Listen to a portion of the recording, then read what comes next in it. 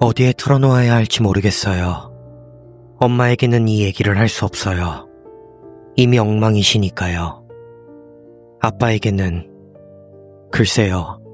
제가 이 글을 쓰는 이유가 바로 아빠 때문이에요. 저는 어떤 일을 저질렀고 그게 옳은 일이라고 생각했어요. 아빠를 구하고 있다고 생각했죠. 하지만 이제 집은 제가 듣고 싶어하는 비명소리보다 훨씬 더 끔찍한 침묵으로 가득 찼고 아빠의 눈을 볼 때면 제가 끔찍하고 더러운 실수를 저질렀다는 것을 알게 돼요. 정말 도움이 필요해요. 제가 뭘 해야 할지 누가 좀 알려줬으면 좋겠어요. 우리는 꽤 좋은 집에 살아요. 사람들이 가정을 꾸리고 싶을 때 이사를 오는 그런 곳이요. 넓은 마당, 흰색 말뚝 울타리, 엄마가 애지중지 가꾸는 화단. 제가 자라기에는 평범하고 행복한 곳이었어요. 그 나무가 있기 전까지는요. 모든 것은 약 15년 전에 시작됐어요. 저는 10살이었죠. 어느 날 아빠가 퇴근하고 집에 오셨는데 좀처럼 본 적 없는 활기로 완전히 들떠 있었어요. 아빠는 조용하고 점잖은 분이었고 물류회사에서 안정적인 직장을 다녔으며 아빠의 열정은 작고 감당할 수 있는 것들이었어요. 그는 정원 가꾸기를 사랑했어요. 그게 그의 탈출구였죠. 그리고 그날 아빠는 작고 구겨진 종이봉투를 들고 있었어요. 이것 좀 보렴. 아빠는 울퉁불퉁한 검은 씨앗 하나를 보여주며 제게 말했어요. 눈이 반짝이고 있었죠. 비둘기 알만한 크기에 이상할 정도로 무거웠고 희미한 나선형 무늬로 덮여 있었어요. 시내 노점상한테서 샀단다. 웬 늙은 신사였는데 이게 특별한 거라고 하더구나. 우리 마당의 왕이 될 위대한 나무로 자랄 거라고. 집 전체에 그림자를 들이우고 우리를 보호해 줄 거라고 했어. 그때 저는 10살이었어요. 아빠의 말이 멋지다고 생각했죠. 아빠는 제정신이고 이성적인 사람이었지만 정원 얘기를 할 때면 항상 약간 시인이 되곤 했어요. 저는 아빠의 그런 말을 그저 외아들을 신나게 해주려고 과장하는 것이라고 생각했어요. 우리는 함께 뒷마당 중앙에 그것을 심었어요. 좋은 기억이었죠. 제 생각에 순수하게 좋았던 마지막 기억 중 하나였어요. 나무는 자랐어요. 그리고 아주 빨리 자랐어요. 어떤 나무도 그렇게 빨리 자랄 권리는 없을 거예요. 몇 년 만에 나무는 이미 저보다 커졌어요. 아빠는 황홀해했죠. 그는 마치 그것이 어떤 신이라도 되는 양 열심히 돌보았어요. 그는 나무 밑동 주위에 작고 깔끔한 나무 울타리를 쳤는데 동물을 막기 위해서가 아니라 그 공간을 신성한 곳으로 지정하려는 것처럼 보였어요. 다른 사람은 아무도 나무에게 물을 줄 수 없었어요. 다른 사람은 아무도 가지치기를 할 수 없었죠. 그건 오직 아빠의 몫이었어요. 몇 년 동안 엄마와 저는 그저 그것을 받아들였어요. 단순한 아빠의 취미였으니까요. 그의 일이었죠. 그가 마당에서 나무 옆에 무릎을 꿇고 있을 때 우리는 그것이 오직 그의 시간이라는 것을 알았어요. 우리는 방해하지 않았어요. 별 생각 없이 지냈죠. 하지만 나무는 계속 자랐어요. 그리고 나무가 자라면서 아빠는 변하기 시작했어요. 처음에는 미묘하게, 그는 점점 더 많은 시간을 밖에서 보냈어요. 저녁 식사를 하러 들어올 때면 얼굴에는 어딘가 먼 곳을 보는 듯한 평화로운 표정이 어려 있었죠. 그는 나무를 식물이 아니라 어떤 존재처럼 이야기하기 시작했어요. 오늘 나무님은 안녕하시다. 그가 말하곤 했어요. 비를 즐기셨어. 우리는 그저 미소를 짓고 고개를 끄덕였죠. 제가 20대 초반이 되었을 때 나무는 괴물이 되어 있었어요. 우리 중 누구도 알아볼 수 없는 종이었죠. 나무 껍질은 부드럽고 짙은 회색, 거의 검은색이었고 잎사귀는 햇빛을 빨아들이는 듯한 깊고 윤기 나는 녹색이었어요. 나무는 우리 2층 집 위로 솟아올라 하루 대부분의 시간 동안 뒷마당 전체에 거대하고 깊은 그림자를 드리웠어요. 그리고 바로 그때 우리는 정말로 무언가 잘못됐다는 것을 알아차리기 시작했어요. 첫 번째 신호는 다른 식물들이었어요. 엄마가 상까지 받았던 장미, 채소밭, 매년 봄마다 심었던 명랑한 작은 꽃들, 그리고 하루에 몇 시간 이상 나무 그늘 아래에 있던 모든 것들이 시들어 죽어갔어요. 나무 아래의 흙은 척박하고 잿빛이며 바위처럼 단단해졌죠. 그 다음은 동물들이었어요. 새들은 더 이상 우리 마당에 둥지를 틀지 않았어요. 잔디밭을 가로질러 서로를 쫓던 다람쥐들은 사라졌죠. 심지어 우리 집 골든 리트리버마저 뒷마당에 가기를 거부했어요. 그는 뒷문에 서서 낑낑거리며 꼬리를 다리 사이에 말고 그림자 속에 바라나 디디기를 거부했죠. 하지만 최악의 변화는 아빠에게 있었어요. 그의 집착은 그의 존재 전체가 되었어요. 그는 직장을 그만두었죠. 집에 있으면서 나무를 보살펴야 한다고 말했어요. 그는 해가 뜰 때부터 질 때까지 나무의 가장 빽빽한 가지 바로 아래에 직접 만든 작은 벤치에 앉아 온종일 시간을 보냈어요. 그는 그저 거기에 앉아 있었죠. 가끔 부엌 창문으로 보면 그가 무언가를 듣고 있는 것처럼 고개를 기울이고 있는 것이 보였어요. 가끔은 그의 입술이 움직였고 우리는 역겨울 정도의 확신과 함께 그가 나무에게 말을 걸고 있다는 것을 알았어요. 엄마와 저는 그에게 다가가려 애썼어요. 우리는 애원했어요. 빌었죠. 여보, 제발. 엄마가 갈라지는 목소리로 말했어요. 안으로 들어와요. 뭐라도 좀 먹어요. 너무 말랐잖아요. 하지만 그는 그저 고개를 저을 뿐이었어요. 느리고 평온한 미소를 띤 채로 전혀 배고프지 않아. 그림자만으로도 충분하단다. 여긴 정말 평화로워. 이게 날 위로해줘. 너희도 와서 나랑 같이 앉기만 하면 위로받을 수 있을 텐데. 하지만 우리는 결코 그러지 않았어요. 그 그림자에는 무언가가 있었죠. 그건 단순히 빛의 부재가 아니었어요. 차갑게 느껴졌어요. 무겁게 느껴졌어요. 그리고 굶주려 있는 것처럼 느껴졌죠. 그 가장자리에 서 있는 것은 깊고 어두운 바다의 기슭에 서 있는 것 같았어요. 발을 들여서는 절대 안 된다는 것을 알 수 있었죠. 마지막 몇 주가 한계점이었어요. 그는 거실 의자에서 몇 시간 설치는 잠을 자는 것 외에는 전혀 안으로 들어오지 않았어요. 그는 점점 더 말라가고 있었죠.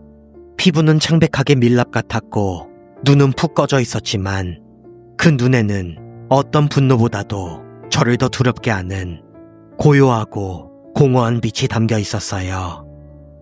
그는 좀 먹히고 있었어요. 나무가 그를 산채로 먹고 있었고 그는 기꺼이 나무가 그러게 내버려 두고 있었죠. 저는 무언가를 해야겠다고 결심했어요. 아빠를 구해야만 했어요. 나무를 없애야 했죠. 저는 밤이 되기를 기다렸어요. 창문을 통해 그가 마침내 마지못해 안으로 들어와 안락의자에 쓰러져 평소처럼 불안한 잠에 빠져들 때까지 지켜보았죠. 집은 조용했어요. 엄마는 위층에서 자고 있었죠. 바로 지금이 유일한 기회였어요. 저는 차고에서 무거운 도끼를 집어들었어요. 손에는 땀이 찼고 심장은 갈비뼈에 부딪히며 미친 듯이 겁에 질린 리듬으로 고동쳤죠. 마당은 보름달에 창백하고 영묘한 빛에 잠겨 있었지만 나무 아래의 땅은 절대적인 암흑의 구덩이였어요. 저는 그림자 속으로 발을 들였어요. 추위는 즉각적이고 충격적이었죠. 자연적인 추위가 아니었어요. 뼈에서 직접 온기를 빨아들이는 듯한 깊고 기운을 빼앗는 추위였어요. 나무 밑동으로 걸어갔어요. 부드러운 검은 껍질을 만져보니 이상하게 매끄러웠고 거의 사람의 피부 같았죠. 저는 도끼를 들어 올렸어요. 도끼의 쇳 날이 나무 껍질에 닿는 순간 그것을 들었죠. 속삭임. 바로 귓가에서 남성과 여성이, 늙음과 젊음이 뒤섞인 목소리. 그것은 나뭇잎의 바스락거림이자 바람의 한숨이었으며 동시에 목소리였어요. 안 돼. 저는 비틀거리며 물러섰고 심장이 멎는 듯했어요. 미친 듯이 주위를 둘러보았죠. 마당은 비어 있었어요. 착각이었을 거예요. 바람 소리였을 거예요. 제 자신의 두려움이 제게 말을 거는 것이었을 거예요. 분명 그래야만 했어요. 저는 마음을 다잡고 손에 침을 뱉고 온 힘을 다해 도끼를 휘둘렀어요. 소리는 둔탁하고 축축했어요. 제가 예상했던 나무 찍는 날카로운 소리가 아니었죠. 마치 소고기 덩어리를 내리치는 느낌이었어요. 저는 그것을 무시했어요. 다시 휘둘렀죠. 그리고 또. 저는 미친 듯이 절박한 리듬에 빠져들었고 얼굴에서는 땀이 쏟아지고 근육은 비명을 질렀어요. 도끼에 축축하고 살을 치는 듯한 둔탁한 소리, 어두운 수액이 튀는 소리, 그림자의 깊고 기운을 빼앗는 추위. 그것은 모두 악몽이었죠. 매번 휘두를 때마다 상처에서 스쳐나오는 진물은 더 자유롭게 흘러나왔어요. 구리 냄새, 금속성 냄새가 공기를 가득 채웠죠. 제가 아는 냄새, 여기에 있어서는 안 될 냄새였어요. 바로 피 냄새였죠. 저는 끈적한 액체를 손가락으로 만져 코에 가져다 댔어요. 분명 피였어요. 진하고 어두운 진짜 사람의 피. 완전하고 절대적인 공포가 저를 사로잡았어요. 도망치고 싶었죠. 도끼를 버리고 달아나 다시는 돌아보고 싶지 않았어요. 하지만 그때 아빠가 생각났어요. 그의 공허하고 미소 띤 얼굴, 벤치에서 말라가는 그의 모습이. 그래서 멈출 수 없었어요. 끝내야만 했죠. 저는 비명을 질렀고 분노와 공포가 뒤섞인 단어 없는 날것의 소리를 지르며 마지막 몇 번의 스윙에 모든 것을 쏟아부었어요. 상처는 넓어졌고 나무는 신음했죠. 땅 자체를 흔드는 듯한 깊고 전율하는 목소리. 그리고 마침내 갈라지는 물질에 찢어지는 비명과 함께 나무는 쓰러졌어요. 땅을 흔드는 굉음과 함께 마당으로 쓰러졌고 거대한 가지들은 엄마의 텅 빈 화분들을 산산조각 냈어요. 침묵. 그림자는 사라졌어요. 저는 도끼에 기댄 채 헐떡이고 있었고 몸은 탈진과 아드레날린으로 떨고 있었죠. 제 눈은 그루터기로 제가 잘라낸 곳으로 향했어요. 저는 뒷주머니에서 작은 손전등을 꺼내 상처에 빛을 비췄어요. 나무의 내부는 목재가 아니었어요. 그것은 짙은 붉은색 근육과 창백하게 번들거리는 힘줄처럼 보이는 혼돈의 섬유질 덩어리였고 그 중심부에는 끔찍한 핵이 있었죠. 제가 나무를 반으로 자른 곳에서 저는 그것 또한 반으로 잘라냈어요. 나무줄기 중심에 그 존재 자체에 통합되어 박혀있는 것은 사람의 몸통이었어요. 갈비뼈의 곡선, 척추의 형태, 보존 처리된 살점에 창백하고 고무 같은 모습이 보였죠. 저는 그것들을 깨끗하게 잘라버렸어요. 어두운 피가 여전히 그것에서 쏟아져 나와 땅을 적시고 있었죠. 저는 무엇을 해야 할지 몰랐어요. 비명을 지를 수도 움직일 수도 없었죠. 제 정신은 그냥 멈춰버렸어요. 이게 뭐지? 이건 누구지? 아빠에게 말을 걸던 것이 이것이었나? 태워버려. 목소리는 등 뒤에서 들려왔어요. 조용하고 쉰 목소리, 그리고 부서진 목소리였죠. 저는 미친 듯이 손전등빛을 휘두르며 뒤로 돌아섰어요. 아빠가 테라스 가장자리에 서 있었어요. 그는 저를 보고 있지 않았죠. 쓰러진 나무를, 망가지고 피 흘리는 그루터기를 조용히 응시하고 있었어요. 그리고 그의 얼굴에 떠오른 표정, 그것은 제가 이제껏 본 것 중 가장 심오하고 창자를 뒤트는 듯한 슬픔이었어요. 공허하고 평온함은 사라지고 그의 영혼 자체를 깨트린 것처럼 깊은 비탄으로 대체되었죠. 아빠, 제가 속삭였어요. 태워버려야 해. 그가 텅 빈 목소리로 반복했어요. 전부 다. 지금 당장. 우리는 침울하고 조용한 의식 속에서 함께 일했어요. 우리는 가지와 거대한 줄기를 옮길 수 있는 크기로 잘랐죠. 그리고 마당 중앙에 그것들을 끌어다 쌓았어요. 아빠는 늙은이처럼 움직였고 새로 찾은 명료함은 그의 모든 힘을 앗아갔어요. 그리고 그는 단 한 번도 줄기 심장부에 끔찍한 것을 쳐다보지 않았죠.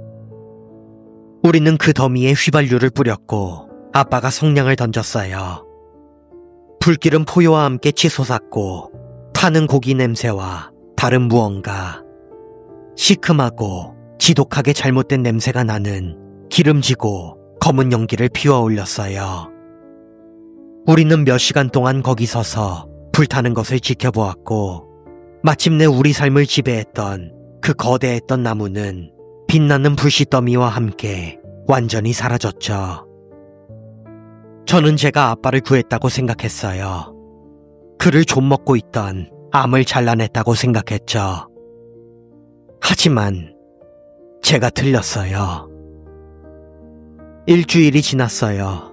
나무는 사라졌어요. 그림자도 사라졌죠. 아빠는 이제 집안에 있어요.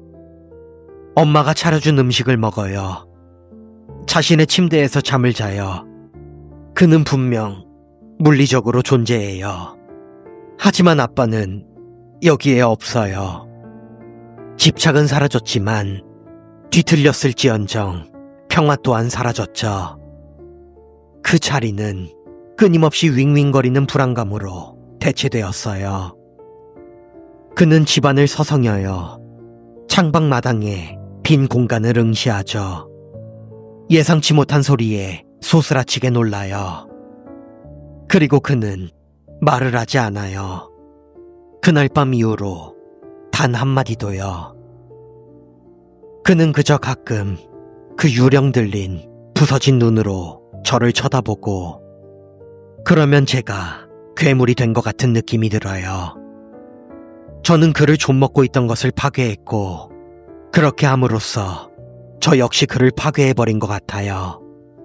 저는 미소 짓던 아빠를 겁에 질린 무언가와 맞바꾼 셈이죠. 대체 그 나무는 무엇이었을까요? 저는 무슨 짓을 한 걸까요?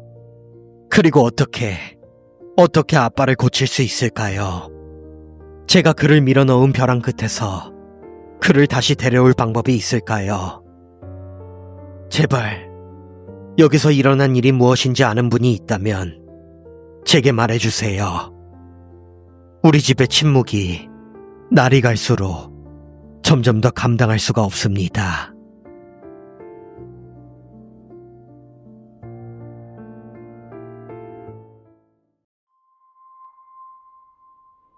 뭐부터 어떻게 설명해야 할지 모르겠다. 일단 나는 특성화고에 다니던 고3이고 지난 9월 1일자로 한 중소기업에 취업했다. 병역 특례를 받기 위해 실습생 신분으로 일하는 중이다.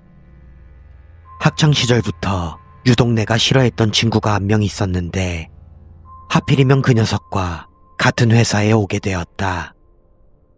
그 녀석은 입만 열면 근거 없는 헛소문을 퍼뜨리는 데다 자기가 뭘 잘못했는지조차 모르는 아주 뻔뻔한 놈이라 조금만 겪어본 애들은 다들 그놈 말을 믿고 걸렀다. 나는 성격상 틀린 정보를 병적으로 싫어했고 사실만을 중요하게 생각해서 그 친구와는 상극 끝 자체였다. 그래서 학교에서도 몇 번 크게 부딪혔다. 하지만 여긴 회사다. 여기서까지 똑같이 굴다가는 잘릴 수도 있다는 생각에 그 녀석이 말도 안 되는 소리를 짓거려도 본래 성질을 죽이고 최대한 이해해주려 했었다. 잘못된 부분이 있으면 차근차근 설명해줬고 웬만한 건 그냥 참고 넘겼다. 오죽하면 내 친구가 나를 보고 부처 멘탈의 경지에 올랐다고 할 정도였다. 그렇게 2주가 지났을 때 일이 제대로 터졌다. 자세히 말할 수는 없지만 역시나 그 친구의 되지도 않는 뇌피셜이 굴린 스노우볼이 그 원인이었다. 회사의 학교 선생님들까지 찾아오시고 상무님과 면담하고 교육청에서 전화까지 걸려왔다. 그동안 눌러왔던 분노가 터져나왔다. 화를 조금이라도 풀고 싶어서 1층 자재창고에 아무도 없는 걸 확인하고 혼자서 그 친구의 이름을 들먹이며 욕을 퍼부었다. 아, 그 새끼 어디 가서 그냥 죽어버렸으면 좋겠네. 아, 개 같은 새끼가. 그게 내 실수였다. 원래 1층 창고에는 사람이 잘 오지 않는데 욕을 뱉어내고 뒤를 돌아보는 순간 그놈이 나를 가만히 바라보고 있었다. 진짜 심장이 멎는 줄 알았다. 아, 깜짝이야 하고 소리쳤던 게 아직도 생생하다. 녀석은 계속 나를 쳐다보기만 했고 나는 너무 당황해서 머릿속이 하얘졌다. 방금 내가 한 욕 분명히 전부 다 들었겠지.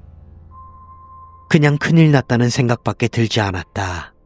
숨막히는 정막 속에서 죽는다는 게 이런 느낌일까 싶었다.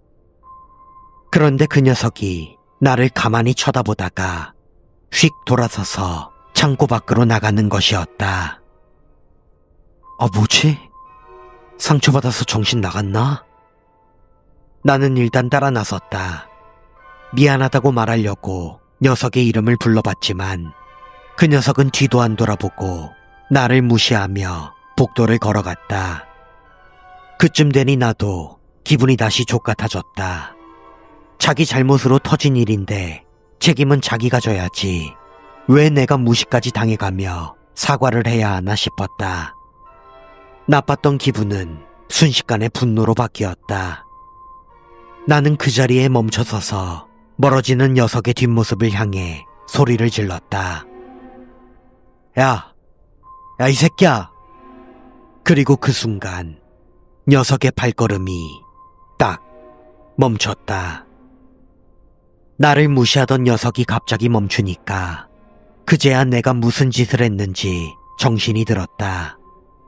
앞으로 최소 4년은 매일 얼굴 봐야 할 동료인데 입사 2주 만에 이 지경이 되어버린 것이다. 나는 그 녀석과 다시 풀어보려고 가만히 서서 녀석의 이름을 부르며 미안하다고 말했다.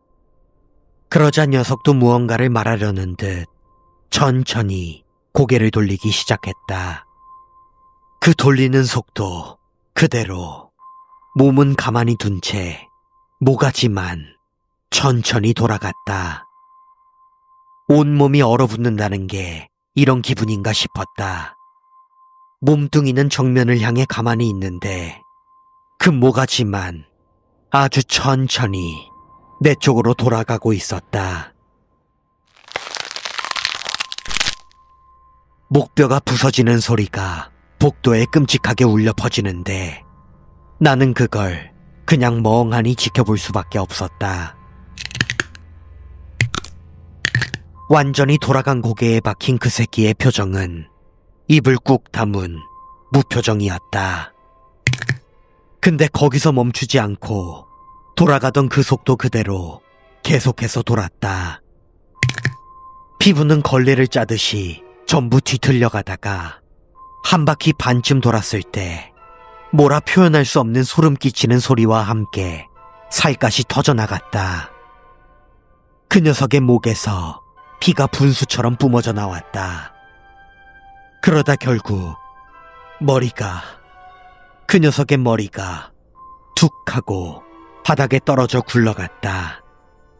그리고 그 머리는, 그 무표정이었던 그 녀석의 대가리는 이를 전부 다 드러낼 정도로 활짝 웃고 있었다.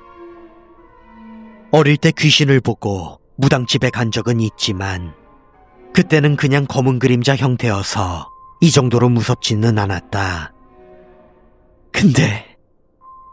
근데 내 눈앞에 떨어진 이 새끼의 대가리는 너무나 지독하게 생생했다. 터진 토마토처럼 너덜너덜해진 목덜미와 활짝 웃고 있는 그 표정은 그 후로도 오랫동안 내 꿈속에 나타났다. 그 당시에는 내 온몸의 세포 하나하나가 그 자리에서 벗어나라고 비명을 질렀고 척추 마디마디가 얼어붙는 것 같았다. 그 영원할 것 같았던 정적을 깬 건 저 멀리서부터 들려오는 누군가의 발걸음 소리였다. 나는 그제야 정신을 차리고 미친 듯이 소리를 질렀다. 내 목청이 그렇게 큰 줄은 처음 알았다. 나중에 들어보니 회사가 그리 크지 않아서 2층 사무실까지 전부 들릴 정도였다고 한다. 누군가 내 몸을 마구 흔들었고 그제야 정신 차리라는 소리가 들렸다. 복도에는 상무님과 과장님을 비롯한 회사 사람들이 전부 모여서 놀란 표정으로 나를 내려다보고 있었다. 어느새 나는 바닥에 주저앉아 있었고 내 발밑에 있던 그 모가지는 어느샌가 사라져 있었다. 상무님이 심각한 표정으로 내게 무슨 일이냐고 묻는데 지금 생각하면 매사에 짜증이던 그 상무님이 그렇게 걱정스럽게 물어본 것은 처음이었다. 내가 얼마나 소리를 질렀는지 그 자리에서 기침을 하자 손에 피가 묻어나왔고 나는 과장님 차에 실려 바로 병원으로 갔다. 자초지종을 이야기했지만 내가 봤던 그 친구는 그 시간 내내 자기 부서에서 멀쩡히 일하고 있었다고 한다. 너무나 바빠서 1층 창고로 내려온 적 자체가 없었다고 말이다. 병원에서 간단하게 정신과 진료를 받는데 의사는 내게 평소에 약 같은 것을 하냐고 물었다. 내가 안 한다고 해도 자꾸 솔직하게 말해보라며 부추겨서 기분이 언짢았다. 상무님이 산재 처리해줄 테니 일주일만 치료받고 오라고 했었는데 내가 병원을 다닌 뒤 5일 뒤 그 친구가 죽었다는 소식을 들었다. 보통 아침 일찍 상무님이 출근해서 회사 문을 여시는데 그날도 문을 열고 2층 사무실에서 업무를 보려고 하시는데 복도에서 쿵 하는 큰 소리가 나서 나가봤더니 그 친구가 계단 난간에서 떨어져 머리가 대리석 바닥에 그대로 박혀 박살난 채로 죽어 있었다고 한다. 나중에 경찰 조사를 받으러 가서 들으니 CCTV를 돌려봤을 때 상무님이 사무실로 들어가 문을 닫는 동시에 그 친구가 조용히 계단을 올라오더니 난간 아래를 가만히 응시하다가 그대로 몸을 던졌다고 했다. 평소 그 친구와 사이가 안 좋았던 상무님 탓이라 생각한 그 친구의 부모님이 회사까지 찾아와 울면서 상무님의 멱살을 잡았고 내가 복귀한 뒤에는 늘 강한 모습만 보이던 상무님도 어지간히 충격을 받으셨는지 정신과 치료를 받으러 다니신다고 했다. 그전까지 활기 넘치던 회사는 그날 이후로 침묵만이 감돌았다. 그리고 오늘 대체 근무를 마치고 폰을 만지작거리다 방금 과장님께 전화가 왔다. 혹시 오늘 오전에 1층으로 내려온 적이 있냐고 물었다. 내가 근무하는 곳은 2층이고 점심 먹기 전까지는 1층에 내려갈 일이 전혀 없는 부서였다. 나는 과장님께 그런 적이 없다고 하니 과장님이 그날 야외 주차장에서 담배를 피우다가 문득 회사 1층에 있는 포장실 창문으로 고개를 돌렸더니 내가 불 꺼진 포장실에 가만히 서서 과장님을 조용히 쳐다보고 있었다고 한다. 별다른 행동은 하지 않았고 어느새 사라졌다는데 저번에 겪은 일도 있고 해서 섣불리 말했다가 내 기분을 망칠까봐 고민하다 오늘 전화해봤다고 하셨다. 그리고 나는 지금 너무나도 무섭다. 아무런 이유 없이 갑자기 죽어버린 그 친구처럼 될까봐. 지금 뭘 어떻게 해야 할지 하나도 모르겠다. 아, 그리고 방금 기억났다. 그날 모가지가 떨어진 그 친구의 그 몸뚱이 뒤로 복도에서 걸어오던 그 발걸음 소리. 나는 그때 그 소리의 주인을 봤었다. 그건 대표님도 과장님도 팀장님도 아니었다. 그 복도에서는 내가 걸어오고 있었다. 몸은 뒤로 향하는데 고개만 이쪽을 응시하며 뒷걸음질로 내게 다가오던 내가 있었다.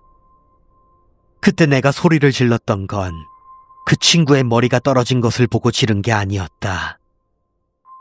분명 나는 그때 내 모습을 보고 비명을 질렀다. 이제 나는 어떻게 되는 것일까?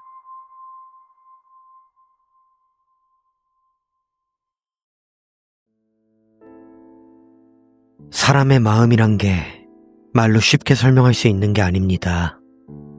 네, 절대 설명이 안 되죠. 설명할 수 있다고 쳐도 다른 사람들은 이해할 수 없을 겁니다. 사람의 마음은 뭔가 단순한 듯 하면서도 복잡하고 쉬운 듯 하면서도 어려우니까요. 사랑의 감정은 말할 것도 없습니다. 절대 이해할 수 없죠. 하지만 그렇게까지 물어보시니 말해드리도록 하겠습니다. 분명 이해하시진 못할 겁니다. 다만 이왕이면 끝까지 다 들어주셨으면 좋겠네요. 그녀를 처음 본 건 3년 전이었습니다. 그때 이제 막 대학에 입학한 신입생이었죠. 그녀를 처음 본 그 순간부터 사랑의 감정을 느낄 수 있었습니다. 아니 첫눈에 반했다라는 것과는 조금 다릅니다. 갈망? 그래, 갈망에 가까운 감정이었죠. 그녀를 가지고 싶다라는 단순한 마음이 아니었습니다. 무슨 일이 있어도 그녀는 내 것이어야 한다 라는 느낌이었죠. 그녀를 보고 있지 않는 시간 동안 저는 지독한 갈증을 느껴야만 했습니다. 아시겠어요? 도저히 견딜 수 없는 갈증인 겁니다.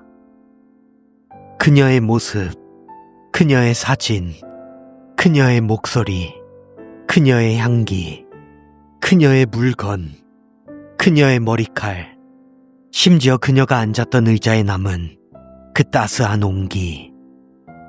오로지 이런 것들만이 제 갈증을 해소해 주었습니다. 그녀와 관련된 것들 외에는 그 어떤 것도 해소해 주지 못하는 갈증. 그렇습니다. 그녀는 저에게 있어서 사막의 오아시스보다 훨씬 더 큰 존재인 것입니다. 재미있는 건 그녀가 절 미워한다고 해서 마음이 사그라들지 않았습니다. 아니, 오히려 그녀가 저에게서 멀어지려 하고 도망치려 하면 할수록 커져갔죠. 저는 그녀에게 사랑받고 싶은 게 아니었으니까요. 저는 그저 그녀를 가지고 싶었습니다. 어항 속에 있는 금붕어가 손을 피해 요리조리 도망치면 오히려 열정적으로 손을 휘저어 금붕어를 움켜쥐고야 마는 어린아이처럼 그녀가 도망칠수록 저의 집착은 강해졌던 겁니다. 그녀가 절 미워하는 건 그리 견디기 힘든 일이 아니었습니다. 그녀가 저에게서 도망치는 것도 그리 마음 아픈 일이 아니었죠. 하지만 단 하나 견디기 힘든 게 있었습니다. 그녀 곁에 다른 사람이 있는 것. 그것 하나만큼은 소름이 끼칠 정도로 싫었습니다. 뭐랄까, 그것도 일종의 질투겠죠. 하지만 훨씬 더 강렬했습니다. 그녀 곁에 다른 사람이 있는 걸 볼 때면 마치 제 눈앞에서 평생을 함께했던 반려동물이 요리되고 있는 과정을 지켜보는 듯한 끔찍한 감정을 느꼈습니다. 그렇기 때문에 그녀 곁에 그 누구도 접근하지 못하도록 열심히 노력했죠. 그녀의 남자친구, 이성친구는 물론 동창이나 심지어 가족까지. 방법이야 여러 가지였지만 역시 가장 효과가 좋은 건 그들에게 저와 비슷한 감정을 느끼게 해주는 것이었습니다. 죽은 동물들을 택배로 보내는 게 가장 쉽고 빨랐습니다. 길고양이나 비둘기가 구하기 쉬웠지만 가끔은 진짜 그들의 애완동물을 사용했습니다. 힘들고 번거로운 일이었지만 그녀 곁에서 사람들이 하나둘 떠나가는 것을 보면 엄청난 보람이 느껴졌습니다. 결국 그녀의 부모에게서 그녀를 떨어뜨려 놓는 건 실패했지만요. 제가 그녀를 설득할 수 있을 거란 기대는 애당초 하지 않았습니다. 몇 번이나 얘기했지만 사랑의 마음은 타인이 이해할 수 있는 게 아니니까요. 오랜 시간 동안의 숨바꼭질 끝에 경찰들을 모두 따돌리고 그녀를 제 은신처로 데려왔을 때 그녀에게 애원하지도 협박하지도 않았던 게 그런 이유에서였습니다. 의자에 묶인 채 눈물을 흘리고 있는 그녀를 보며 전 생각에 잠겼습니다. 그녀가 내 앞에 있는 이 순간이 그리 오래 유지되지 못할 것은 분명했습니다. 길어야 며칠, 아니 고작 몇 분일 수도 있었습니다. 당장이라도 문을 부수고 경찰들이 뛰어들어올 수도 있는 상황이었죠. 경찰에게 붙잡히는 것보다 그녀를 빼앗긴다는 게 더욱 견딜 수 없었습니다. 죽으면 죽었지. 이제는 더 이상 그녀를 빼앗기고 싶지 않았죠. 그 마음이 어느 때보다도 강렬하게 저의 모든 것을 지배했습니다. 그 상황에서 전 결국 결정을 내리고 만 것입니다. 그녀의 머리칼부터 시작해서 그녀의 피부와 그 안을 흐르는 피, 작은 뼈 한 조각까지 그녀의 몸을 이루고 있는 모든 걸 모두 다 제가 가지기로 말이죠. 정말 열심히 노력했지만 80% 정도만 성공했습니다. 시간이 좀 더 있었다면 그녀의 전부를 온전히 가질 수 있었을 텐데. 네, 제가 후회되는 것이 하나 있다면 바로 그것입니다. 역시 무슨 짓을 해서든 다 먹어치워야 했어요. 가능하다면 지금이라도 기회를 주신다면 좋겠어요. 마침 배가 고프거든요. 의자에 결박된 채 열심히 이야기하던 남자는 대답을 기다리는 듯 건너편에 앉은 형사를 바라보았다. 어려울까요? 이죽거리는 그 말에 형사는 더 이상 참지 못하고 남자의 얼굴에 주먹을 날렸다. 제가 말씀드렸죠? 남자는 입안의 상처를 혀로 몇 번 쓸어보고는 말을 계속해서 이어나갔다. 절대 이해할 수 없을 거라고요.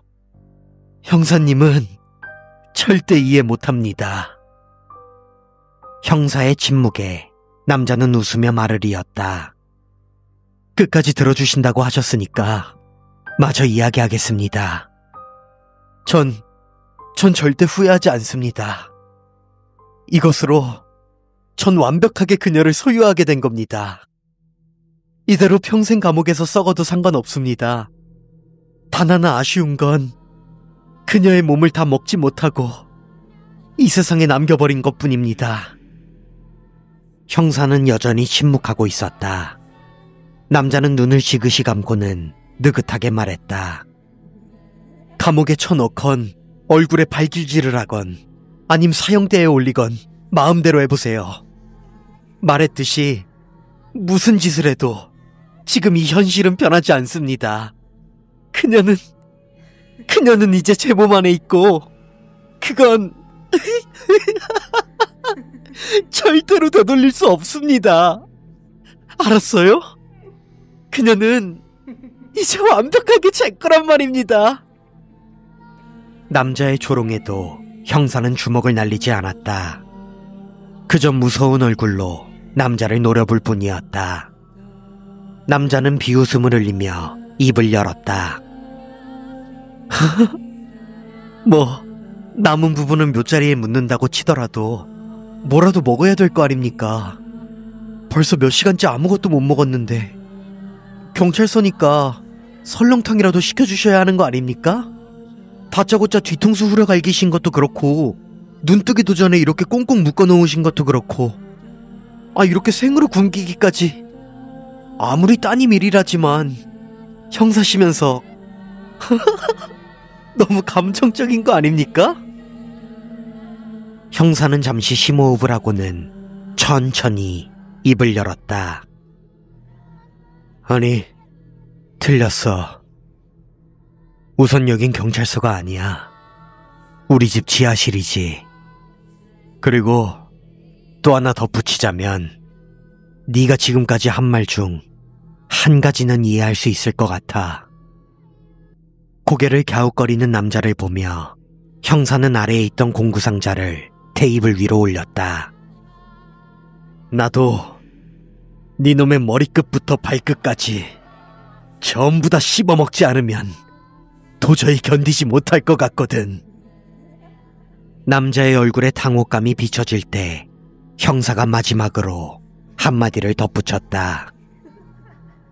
내 장담하건대 내 딸과는 다르게 네 놈 무덤엔 아무것도 묻지 못할 거다. 이 씨발 새끼야.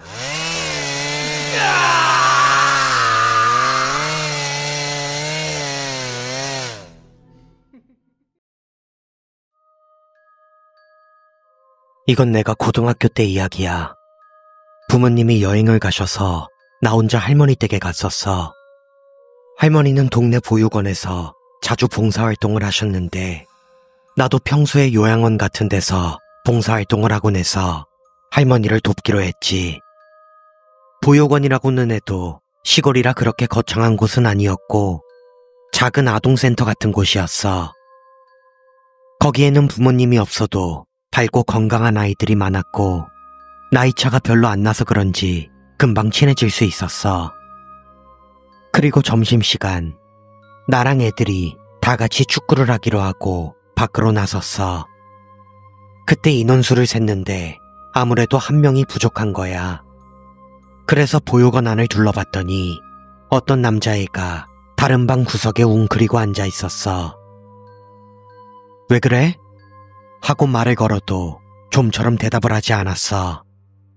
그래서 귀를 기울여 들어보니 뭔가 사각사각 긁는 듯한 소리가 들렸어.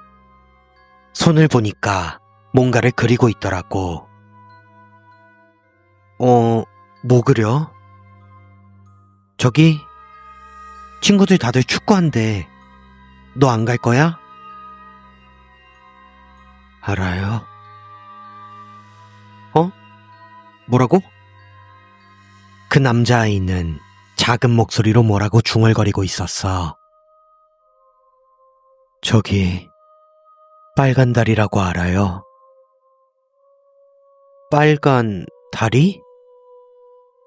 남자아이가 무슨 소리를 하는 건지 알 수 없었어.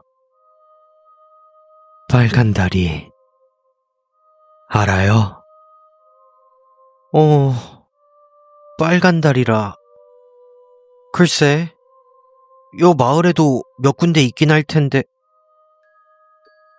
저기 빨간 다리 알아요? 저기 빨간 다리 알아요? 저기 빨간 다리 알아요? 저기 빨간 다리 알아요? 그 남자아이의 손에는 빨간색 크레파스가 닳아 없어질 정도로 구석구석 휘갈겨 그린 붉은 도화지와 그 안에 검은색으로 희미하게 보이는 다리 같은 것이 그려져 있었어. 그 남자애는 조금 망가져 있었던 것 같아. 그때 뒤에서 작은 목소리가 들려서 돌아보니 선생님이 서 계셨어.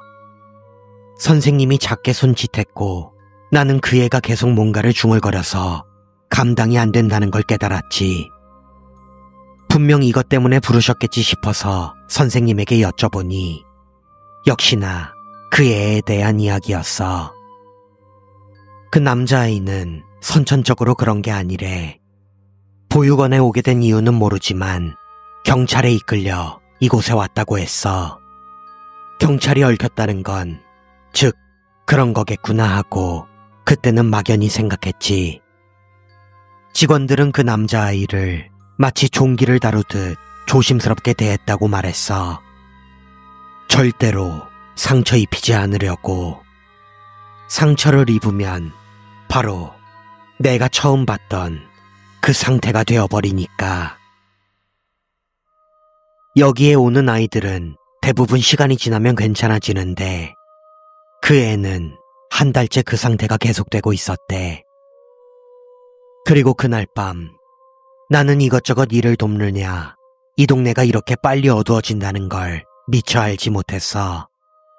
오랜만에 왔던 시골이라 어두워지니 정말 앞뒤 분간이 안 되더라고. 가로등도 없어서 할머니 댁 입구에 도착했을 때는 마치 어둠 속으로 빨려 들어갈 것만 같았지. 문을 열고 신발장까지 갔는데 신발장 안에 무언가 구겨진 종이 뭉치가 들어있는 거야.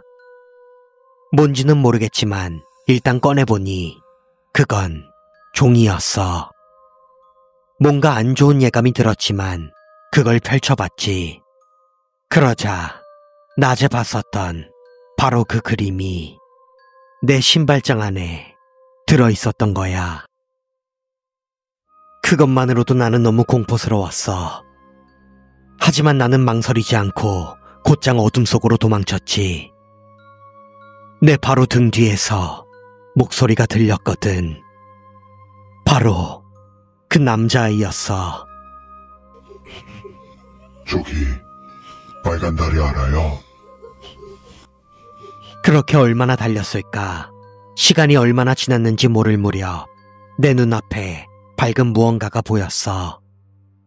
이 근처에는 편의점 같은 것도 없어서 멀리서도 유난히 밝게 보였지. 가까이 다가가 보니 그건 가로등이 켜진 다리였어. 논두렁을 가로질러 놓인 그 다리는 최근에 지었나 싶을 정도로 너무나 깨끗했지. 여기로 오려면 이 논을 건너야 하니까 불편해서 새로 만들었나 싶을 정도였어.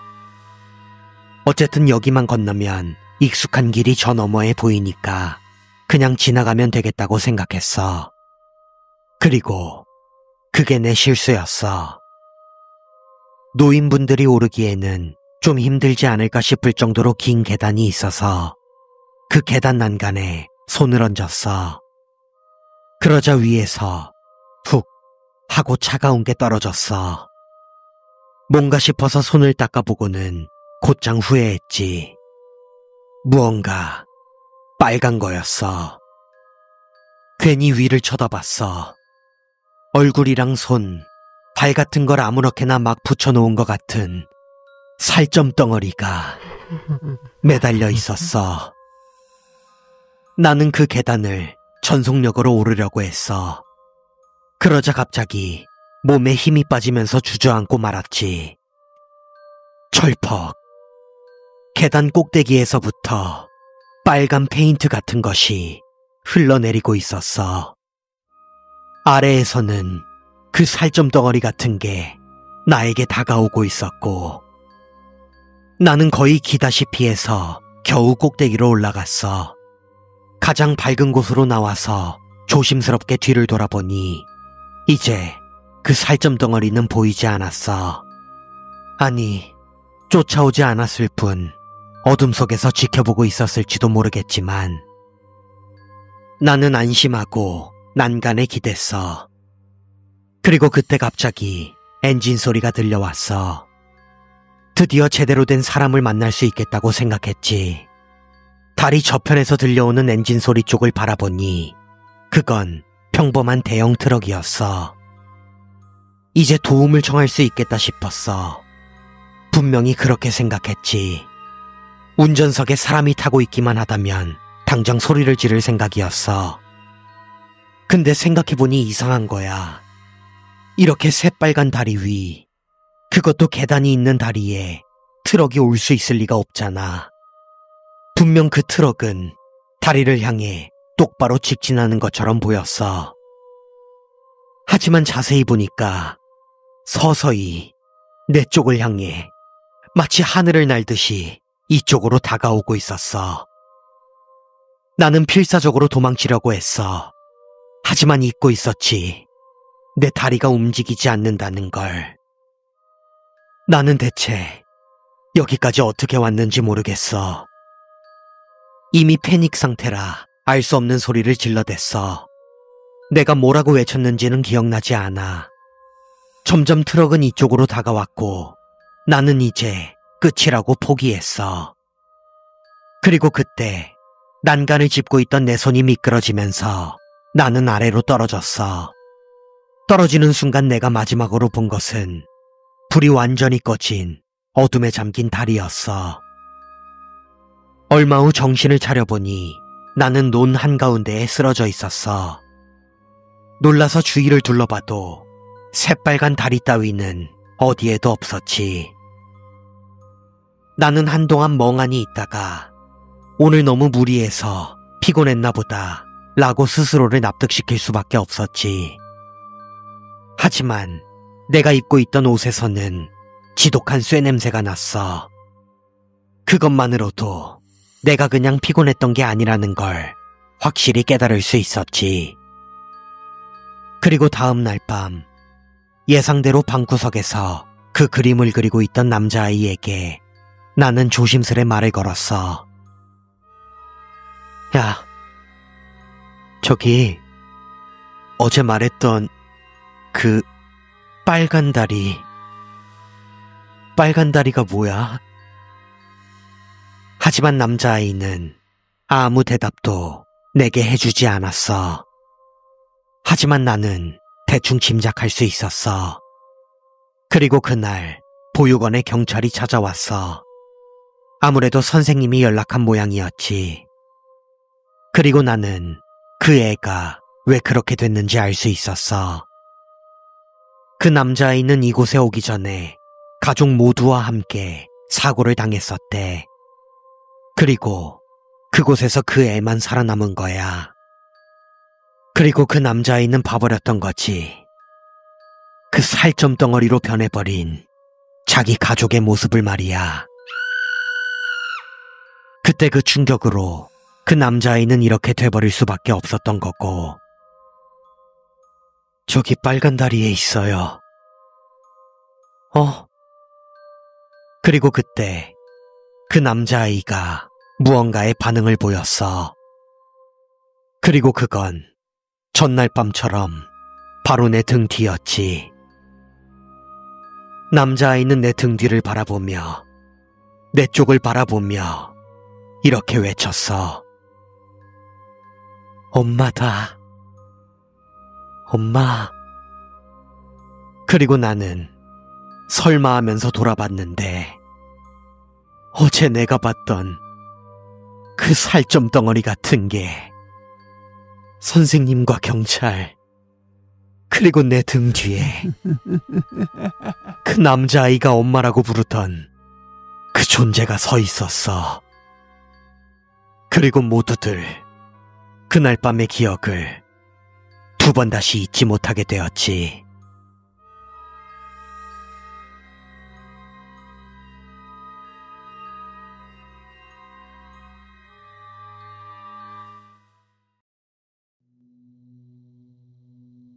제가 초등학생 때 아버지의 동창이었던 한 아저씨가 강에서 돌아가셨어요. 사인은 익사가 아닌 동사였죠. 그 충격적인 죽음에 대한 이야기가 온 동네에 자자했습니다. 그분은 육회 아저씨라고 불렸고 초등학교와 중학교 모두 아버지와 동창이었다고 해요. 엄청난 애주가라 늘 얼굴이 붉으셨죠. 보통 회사원이었다면 무리였겠지만 본가에서 농사를 짓던 분이라 아침부터 술 냄새를 풍기는 것도 드문 일은 아니었어요. 다들 과음을 해서 걱정하긴 했지만 술에 취해 난동을 부리는 일 없이 즐겁게 마시는 분이라 누구도 그를 성가시게 여기진 않았던 것 같아요. 다만 한 가지 곤란한 점은 취하면 밖에서 잠들어버리는 버릇이 있었다는 거예요. 자기 집 현관 앞이든 집 앞 도로든 꼭 집 근처긴 했지만 길에서 잠드는 일이 종종 있었다고 해요. 그런데도 감기 한 번 걸리지 않고 매일같이 술을 드셨죠. 유키 아저씨가 돌아가시기 전날 밤, 유키 아저씨는 저희 집에 와서 아버지와 술을 마셨어요. 즉, 마지막으로 그를 보고 대화를 나눈 사람은 저희 아버지였던 셈이죠. 이웃집의 전화로 유키 아저씨의 부고를 들은 아버지는 아니, 믿을 수가 없는데? 아니 대체 왜?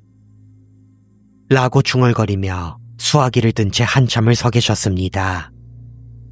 그날 아버지와 즐겁게 술을 마시던 유키 아저씨는 난 밤도 깊었으니까 슬슬 가볼게 라며 일어나 돌아갈 채비를 하기 시작했어요. 하지만 그날은 유난히 추웠고 밖은 눈보라가 치고 있었죠. 돌아간다고 해도 가로등도 별로 없는 시골길인데다 무엇보다 너무나 추웠어요. 됐으니까 오늘 밤은 자고 가. 여기 코타치에서 자도 되니까.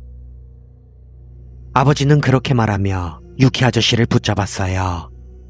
사실 그와 술을 마시면 집에 가지 못하게 말리는 것이 술 친구들 사이에서는 암묵적인 약속 같은 것이었다고 해요. 그렇게 조금 재워서 술이 깨게 하거나 아침이 되면 집에 돌려보내는 식이었죠. 아니야. 미안해서 그냥 갈게. 하나도 안 미안하니까 여기서 자고 가. 알았지? 그런 대화를 몇 번이나 반복하다가 두 분은 결국 코타츠에서 잠이 들어버렸어요. 두 분의 이야기가 재밌어서 계속 끼어있던 저도 제 방으로 돌아가 잠이 들었죠.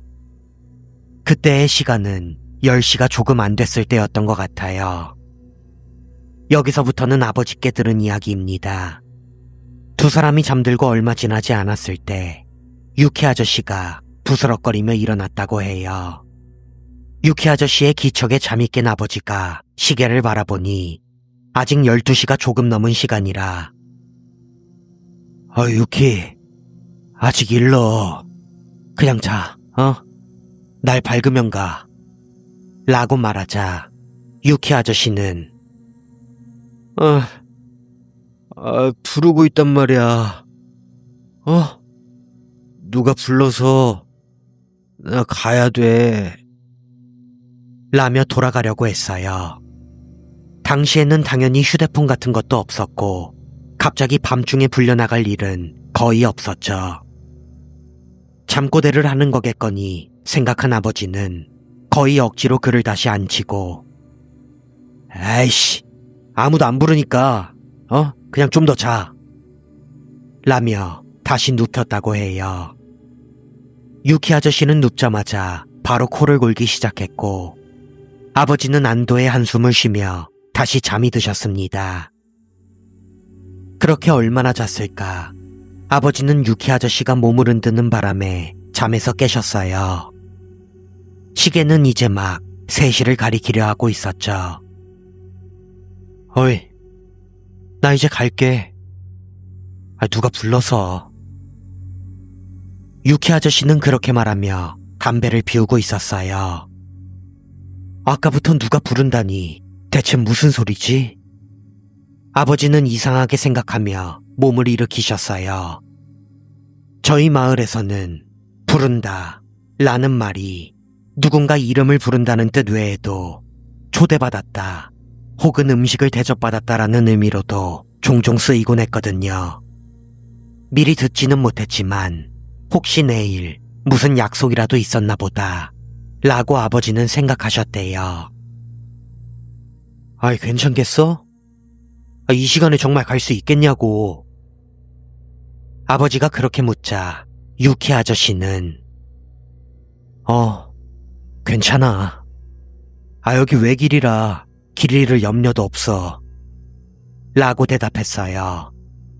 확실히 술에서 깼는지 말투도 또렷했고 4시간 이상 자기도 했으니까 아버지는 그를 배웅하기로 하셨다고 해요. 밖에는 여전히 눈이 조금씩 내리고 있었고 유키 아저씨는 우산을 쓴 채 집을 나섰습니다. 그리고 아저씨가 세상을 떠났다는 전화가 온 것은 오전 9시가 넘어서였습니다. 그는 저희 집에서 걸어서 20분 정도 떨어진 강가에서 누운 상태로 발견되었습니다. 강이라고는 해도 강폭이 2m도 안 됐고 깊이는 10cm도 안 되는 얕은 냇가였어요. 그곳에서 유키 아저씨는 윗옷을 벗어 깨끗하게 개고 신발을 벗어 그 윗옷 위에 놓은 뒤 그걸 베개 삼아 누워 강물에 몸을 담근 채 잠이 든 것 같았습니다. 평소에는 사람이 거의 다니지 않는 곳이었지만 그날 우연히 다리를 건너던 이웃 사람이 그를 발견한 것이었죠. 그의 몸 위에도 눈이 쌓여 있어서 처음에는 그게 사람인지 바로 알아보지 못했다고 말했어요.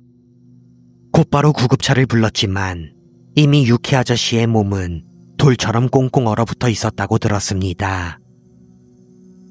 저는 며칠 뒤 유키 아저씨가 발견된 강가를 아버지와 함께 가보았습니다. 다리 위에서 강을 내려다보며 다시금 대체 왜 이런 곳에서? 라는 의문이 들었어요. 그 냇가의 양옆으로는 어른 키만한 마른 나뭇가지들이 빽빽하게 끊임없이 자라 있어서 물이 흐르는 곳까지 가는데 상당한 고생을 했을 것입니다. 그렇다면 유키 아저씨는 대체 왜 굳이 이 마른 나뭇가지들을 헤치고 강으로 들어갔던 것일까요? 무엇보다 그 강은 유키 아저씨의 집과는 정반대 방향이었습니다. 지금까지 아무리 취해도 반드시 집 근처로 돌아가던 사람이 왜 이번에는 정반대 방향으로 향했던 것일까요? 술 때문이라고 하면 할 말은 없지만 저와 아버지는 무언가 납득할 수 없었습니다. 그리고 아버지는 그 밤에 유키 아저씨를 보낸 것을 몹시 후회하셨습니다. 완전 만취 상태는 아니었어도 술이 완전히 깬 건 아니었으니까 그렇게 보내는 게 아니었는데. 그렇게 말하며 한동안은 계속 우울해하셨어요. 저는 지금까지도 유키 아저씨가 무언가에 불려간 것이 아닐까 종종 생각하곤 합니다. 한밤중에 그토록 돌아가고 싶어 했던 그에게는 자신을 부르는 누군가의 목소리가 정말로 들렸던 게 아닐까요? 유키 아저씨가 죽은 장소에서는 아무리 찾아도 나오지 않던 물건이 하나 있었어요. 그것은 바로 그날 새벽 아버지가 빌려주셨던 우산이었죠. 그리고 그 우산은 훗날 유키 아저씨네 집 마당에서 덩그러니 발견되었습니다. 저는 지금도 생각합니다. 유키 아저씨는 대체 왜 그 강가에서 죽을 수밖에 없었던 것일까요?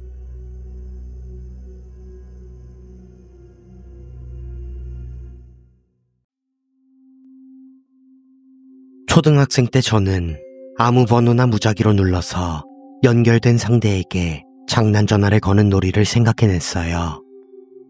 처음에는 혼자 했는데 어느 날은 친구들을 불러서 셋이서 같이 했죠. 제가 전화번호를 아무렇게나 눌렀는데 연결이 됐고 기계음이 아니라 자기 목소리로 직접 녹음한 듯한 어떤 여자분의 자동 응답 메시지가 흘러나왔어요. 아주 평범한 여성의 목소리였고 메시지 내용도 흔한 인사말이었죠. 하지만 어리고 어리석었던 저희는 야 이거 재밌다 하면서 괜히 신이 나서는 바보, 죽어버려 같은 말을 외치고 끊어버렸어요. 그런데 뭔가 좀 아쉬운 기분이 들어서 액정에 표시된 번호를 따로 적어두고는 다음에 여기다 또 걸자 하고 약속한 뒤 그날은 헤어졌어요. 그로부터 일주일쯤 지나서 다시 그 3명이 모여 그 놀이를 하기로 했죠. 메모해둔 전화번호로 전화를 거니 전과 똑같은 여자 목소리의 자동응답 메시지가 나왔는데 이번에는 같이 있던 남자애한테 장난 음성을 남기게 했어요. 그 애가 초등학교 6학년 치고는 변성기가 빨리 와서 목소리가 이미 성인 남자 같았거든요. 이거다 싶었죠. 저 혼자 또 바보같이 신나서 일단 전화는 끊고 무슨 말을 할지 내용을 정했어요. 야야, 최대한 목소리는 낮게 깔고 섬뜩하게 해줘. 제 주문에 그 친구는 아주 훌륭하게 연기를 해줬죠. 너를 죽일 거다. 반드시. 각오해도 반드시 죽여버릴 테니까. 옆에서 듣는데도 오싹할 정도로 목소리가 착 깔려 있었어요. 저는 그게 재밌으면서도 한편으로는 좀 심했나 싶은 생각도 들었죠. 그래도 자동응답기 주인 여자가 집에 와서 이 메시지를 들으면 얼마나 무서워할까. 그걸 생각하니까 막 설레더라고요. 지금 생각하면 그런 말을 시키다니 정말 바보 같은 짓이었다고 후회돼요. 당시에도 약간의 후회가 남아서 그 뒤로는 이 장난을 그만뒀어요. 그런데 어느 날 집에서 저녁을 먹고 있는데 전화가 울려서 엄마가 받으셨어요. 잠시 후에 식탁으로 돌아오셨는데 엄마의 표정이 뭐라 말하기 힘든 묘한 표정인 거예요. 저는 궁금해서 엄마 왜 그러세요? 하고 여쭤봤더니 왠지 장난 전화인 것 같긴 한데 어떤 여자가 알아들을 수 없는 말을 계속 중얼거리네. 저는 바로 그 일이 생각났어요. 당시에는 어린 마음에 어떻게든 그 여자가 우리 집 번호를 알아내서 복수하는 게 아닐까 싶었어요. 장난 전화한 걸 엄마에게 말할까도 생각했지만 혼날 것 같기도 하고 무엇보다 복수라는 그 행위 자체가 너무나도 무서워서 말을 꺼내지 못했어요. 결국 그땐 아무 말 안 했고 엄마도 좀 찝찝해 하셨지만 금방 아무렇지 않게 돌아오셔서 저도 완전히 잊고 밤을 맞이했죠. 그날 밤 또 전화가 울렸어요. 저희 집은 엄마랑 저 둘이 사는 모자 가정이거든요. 집도 좁아서 엄마랑 같은 방에서 잤는데 전화기가 바로 머리맡에 있었어요. 벨소리를 최대로 키워놔서 그 소리에 제가 먼저 깜짝 놀랐겠죠. 정말 무서웠어요. 저희 집은 평소에 전화가 잘 안 왔거든요. 그런데 방 시계를 보니까 새벽 3시가 넘어 있었고 그런 시간에 전화가 온 건 처음이었어요. 틀림없이 그 여자라고 생각했죠. 전화벨 소리가 엄청나게 큰데도 엄마는 깨질 않으셨고 제가 받을 용기는 당연히 없었으니까 이대로 무시하면 상대도 포기하겠지 싶어서 이불을 뒤집어 쓰고 손으로 귀를 막고 웅크리고 있었어요. 하지만 벨소리가 전혀 멈추질 않는 거예요. 정확히 몇 분인지는 모르겠지만 아마 5분 정도. 하여튼 계속해서 벨소리가 울렸어요. 너무나 무서웠는데 마침내 엄마가 깨서 전화를 받았어요. 저도 이불에서 나와서 엄마가 든 수화기 옆에 귀를 대고 들려오는 소리에 집중했죠. 처음엔 아무 소리도 안 들렸는데 잠시 후에 귀뚜라미나 방울벌레 같은 벌레 오는 소리가 들려왔어요. 그동안 엄마는 여보세요? 하고 몇 번이나 말했지만 대답은 없었죠. 답답해진 엄마가 전화를 끊으려고 할 때 마침내 수화기에서 소리가 하는 한숨 같은 소리. 엄마가 다시 한번 여보세요 하니까 또 한번 하는 거슬리는 소리가 나는 거예요. 게다가 그 소리는 이쪽 말을 무시하는 듯이 계속 이어지다가 잠시 후에는 뭔가 흥분한 사람의 거친 숨소리처럼 변했죠.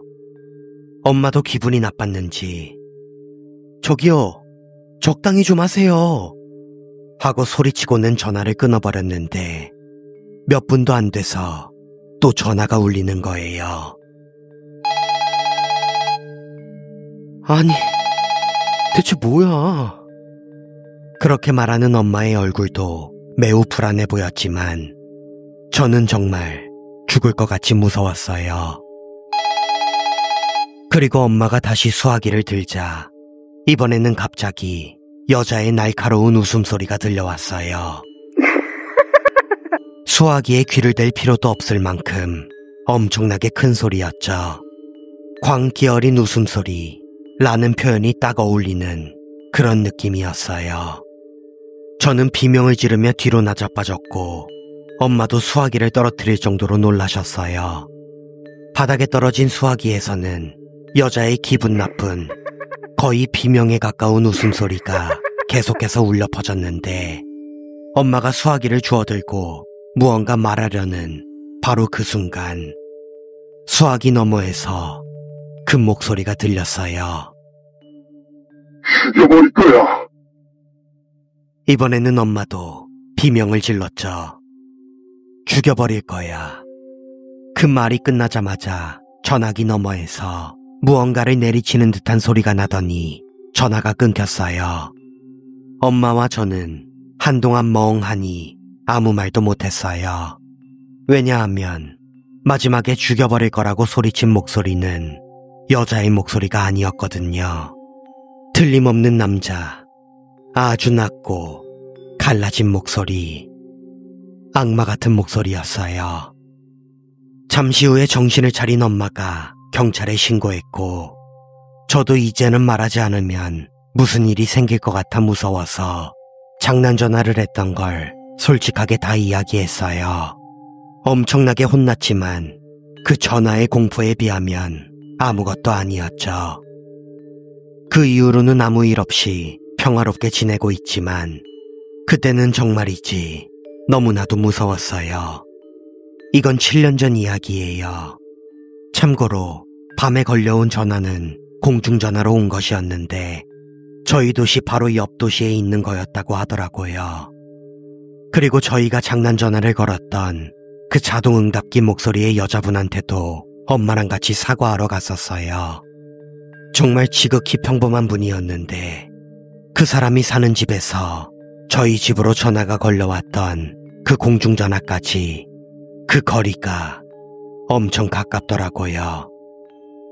제 이야기는 여기까지입니다.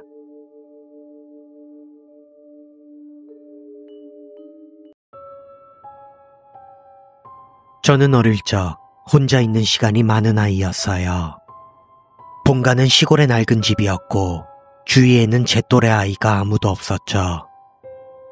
남동생이 한 명 있었지만 아직 너무 어려서 같이 놀 수 있는 느낌은 아니었어요. 아버지도 어머니도 심지어 할아버지도 동생이 태어난 후로는 예전만큼 저를 챙겨주지 않으셨고 저는 조금 외로웠던 것 같아요. 아무튼 그때의 저는 매일 혼자 놀며 하루를 보내고 있었어요. 저희 집은 오래된 시골집이라 작은 방이 많았어요. 남서쪽 구석에는 벽장이 있었는데 낡은 도구나 잡동사니들이 보관되어 있었죠. 그 벽장에 몰래 들어가 안에 있는 물건들을 장난감 삼아 노는 것이 당시 저의 낙이었습니다. 그 거울을 발견한 게 언제였는지는 확실하지 않아요. 원래는 손거울이었던 것 같은데 제가 발견했을 때는 테두리도 손잡이도 없는 둥글고 맨들맨들한 거울이었어요. 꽤나 오래되어 보이는 물건이었지만 녹이나 흠집이 거의 없이 깨끗하게 잘 비쳤죠. 그리고 이것도 언제쯤이었는지는 잘 기억나지 않지만 어느 날 그 거울을 들여다보니 제 등 뒤에 모르는 여자아이가 비쳐 보였어요. 놀라서 뒤를 돌아봤지만 당연히 제 뒤에는 아무도 없었죠. 아무래도 그 아이는 거울 속에만 있는 것 같았어요. 이상했지만 무섭지는 않았어요. 피부가 하얗고 머리가 긴 여자아이였죠. 그 아이는 거울에 비친 제 어깨 너머로 이쪽을 보며 방긋 제게 웃었어요. 안녕. 이윽고 저희는 이야기를 나누는 사이가 되었죠. 저는 그 아이를 나나라고 불렀어요. 부모님은 제가 벽장에 틀어박혀 거울을 향해 무언가 중얼거리는 모습을 보고는 기분 나쁘게 생각하신 것 같았지만 거울을 빼앗지는 않으셨어요. 그리고 어른들 눈에는 나나가 보이지 않는 것 같았어요. 그리고 어느 날 저는 나나에게 같이 놀 친구가 없어서 외롭다는 식의 이야기를 했어요. 그러자 나나는 이쪽으로 와서 나랑 같이 놀면 되잖아 라고 말해줬죠. 하지만 제가 어떻게 그쪽으로 가야 해? 라고 묻자 나나는 곤란한 표정을 지으며 모르겠어 라고 대답했어요. 그러다가 나나가 잠깐만 물어볼게 하고 작은 목소리로 덧붙였어요. 저는 누구에게 묻는 건지 궁금했지만 왠지 물어보면 안 될 것 같아서 잠자코 있었죠. 그로부터 며칠이 지난 어느 날 나나가 기쁜 듯이 말했어요. 이쪽으로 올 수 있는 방법을 알아냈어.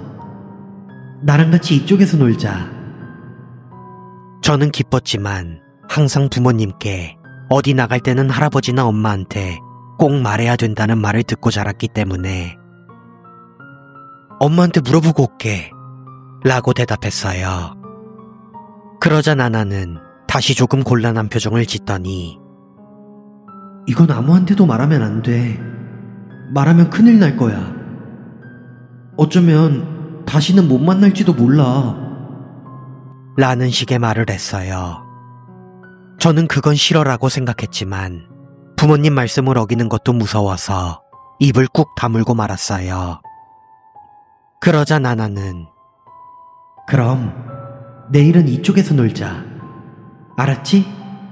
하고 물어봤어요. 저는 그저 알았어 하고 대답했죠.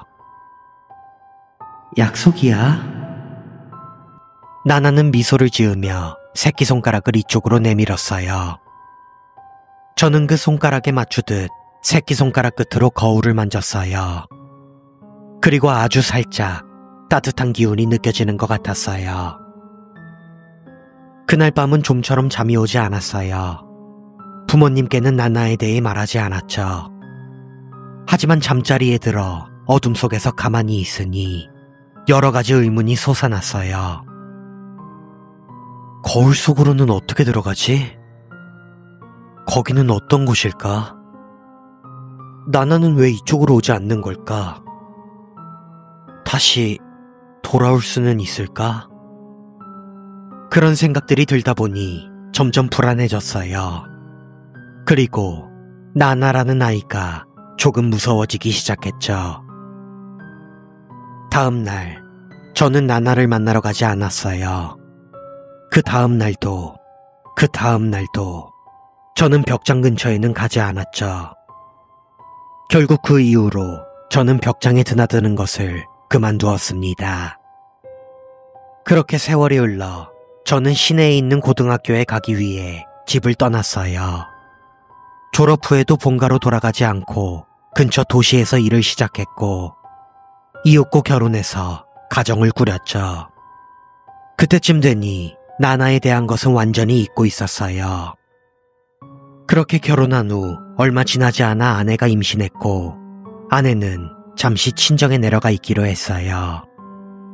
그러자 집안일 하기도 귀찮고 아무도 없는 집에 혼자 있는 것도 외로워서 저는 이리저리 핑계를 만들어 자주 본가에 들리게 되었죠. 그날도 본가에서 저녁을 먹고 그대로 하룻밤을 묵기로 했죠. 한밤중에 잠이 깨서 화장실에 갔어요. 세면대에서 손을 씻으며 무심코 거울을 들여다봤어요. 복도 중간에 칸막이가 열려 있었고 그 너머 어둠 속에서 그 벽장이 희미하게 보이고 있었죠. 그리고 그때 어라? 하고 생각했어요. 분명 화장실을 올 때는 그 칸막이를 닫았던 기억이 났거든요. 뒤를 돌아보니 역시 칸막이는 닫혀 있어요. 하지만 다시 거울을 보면 칸막이는 열려 있었고 벽장의 하얀 문이 어둠 속에 떠오르는 듯 보이고 있었어요. 온몸에 소름이 돋았어요. 그리고 그 순간 그 문이 살짝 움직인 것 같았죠. 저는 바로 나나를 떠올렸어요. 순간적으로 위험하다고 생각했지만 도저히 거울에서 눈을 뗄 수가 없었어요. 역시나 벽장문은 조금씩 움직이고 있었어요. 아무리 다시 뒤를 돌아봐도 복도의 칸막이는 닫힌 채였어요. 하지만 거울 속에서는 벽장문이 이미 절반 이상 열려 있었죠. 열린 문 너머 벽장 깊은 곳의 어둠 속에서 하얀 무언가가 둥둥 떠 있었어요. 지금껏 느껴보지 못한 공포를 느끼면서도 저는 그 하얀 것을 빤히 쳐다봤어요. 그리고 그것은 그리운 소녀의 밝은 미소였습니다. 거기서 제 기억은 끊겼어요. 정신을 차려보니 저는 이불 속에서 아침을 맞이하고 있었죠. 기분 나쁜 꿈을 꿨네. 그렇게 생각한 저는 본가에 있는 것이 왠지 싫어져서 그날은 쉬는 날이었지만 바로 집으로 돌아가기로 했어요. 제가 사는 아파트에는 주민 전용 반지하 주차장이 있었어요. 낮에도 어두컴컴한 그곳으로 차를 몰고 들어가 제 자리에 주차한 뒤 마지막으로 백미러를 봤어요. 그러자 제 바로 뒤에, 제 차 바로 뒷좌석에 나나의 얼굴이 있었어요. 깜짝 놀라 뒤를 돌아봤지만 뒷좌석에는 역시나 아무도 없어요. 하지만 백미러로 시선을 돌리자 나나는 아직 거기에 있었어요. 거울 속에서 가만히 이쪽을 보고 있었죠. 피부가 새하얗고 긴 머리를 양갈래로 묶은 나나는 그 옛날과 전혀 변하지 않는 모습이었어요. 공포에 질려 시선도 피하지 못한 채 떨면서 그 얼굴을 마주보고 있자 이윽고 나나가 방긋 웃었어요. 안녕. 어째서 그때 와주지 않았어. 나 계속 기다렸는데. 나나는 여전히 미소 띤 얼굴로 그렇게 말했어요. 제가 무슨 말을 해야 할지 몰라 잠자코 있자 나나는 말을 이었어요. 있지. 나랑 지금부터 이쪽에서 놀자. 그리고 거울에 비친 제 어깨 너머로 이쪽을 향해 손을 뻗어왔어요. 이쪽에서 놀자. 안 돼! 저는 저도 모르게 큰 소리로 외쳤어요. 미안해, 나나. 나는 이제 그쪽으로는 안 가. 아니, 갈 수가 없어. 나나는 손을 내민 채 말이 없었어요. 저는 핸들을 힘껏 붙잡고 떨면서 아까보다 작은 목소리로 말했어요. 있지. 나한테는 아내도 있고 아이도 이제 곧 태어난단 말이야. 그러니까 거기서 저는 고개를 숙이고 말을 잇지 못했어요. 한동안 그 자세로 떨고 있다가 이윽고 저는 조심스럽게 거울 쪽을 봤어요. 나나는 아직 거기에 있었어요. 그래, 알았어. 너는 이제 어른이 되어버렸구나. 이제 나랑은 못 노는구나. 나나는 조금 외로운 듯 그렇게 말했어요. 어쩔 수 없지. 나나는 다시 웃기 시작했어요. 정말로 천진난만한 미소였어요. 저는 그때 나나가 저를 용서해줬다고 생각했어요. 나나, 정말 미안해. 그럼 나는 네 아이랑 놀래. 그건 되잖아. 제가 그 말을 이해하기도 전에 나나는 사라져버렸어요. 그 이후로 나나는 2번 다시 제 앞에 나타나지 않았습니다. 그리고 이틀 후 아내가 유산했습니다. 그 후로 지금까지 저희는 아이를 갖지 않고 있습니다. 그리고 현재 제 어렸던 동생도 결혼을 해서 아이를 가졌다고 합니다. 그리고 저는 나나의 이야기를 제 동생에게 해야 할지 정말로 망설이고 있습니다.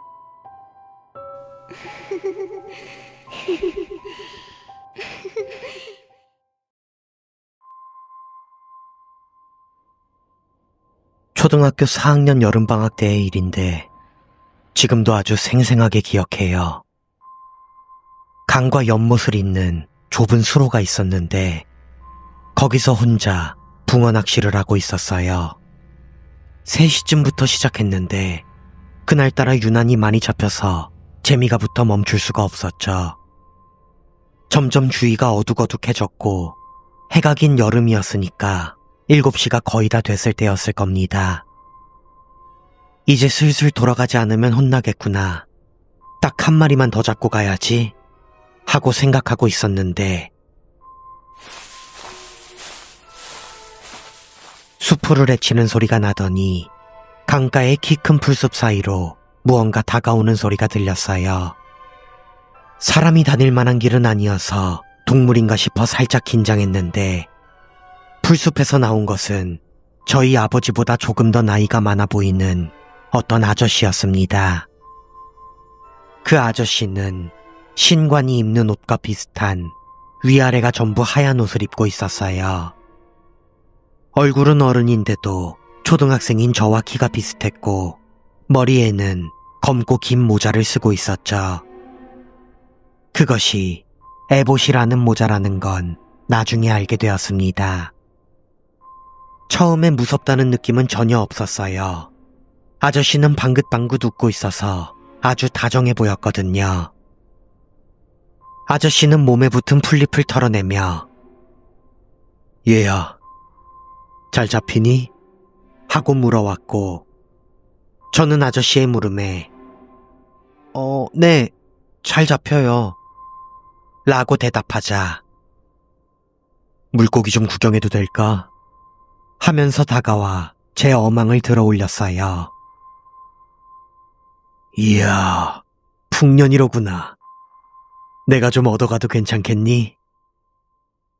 그리고는 제 대답을 기다리지도 않고 어망 속에서 가장 큰 붕어를 2손가락으로 집어 올리더니 잘 먹으마 하고는 양손으로 붙잡고 머리부터 씹어먹기 시작했습니다. 뼈가 으스러지는 소리가 들려왔습니다. 아저씨는 좋구나, 좋구나, 비린내가 나는구나 하고 노래하듯 중얼거리더니 머리가 없어진 붕어를 풀밭 위에 던져버렸어요. 제가 멍하니 쳐다보고 있자 살생이로구나, 살생은 좋구나, 좋아 라고 말하며 어망 위에 쪼그려 앉더니 이번에는 양손을 집어넣어 붕어 2마리를 꺼내들었습니다. 그리고는 저에게 등을 돌린 채 양손에 든 붕어의 머리를 번갈아 씹어먹기 시작했어요. 역시나 소리를 내며 머리만 먹고 있었습니다. 비릿한 붕어 냄새가 제 코를 찔렀습니다. 물고기를 버린 아저씨는 일어서서 저를 돌아보았습니다. 방긋 웃고 있는 얼굴은 그대로였지만 이마와 양쪽 뺨에 붕어의 머리가 돋아나 있었습니다. 붕어들은 아직 살아있는 듯 입을 뻐끔거리고 있었죠.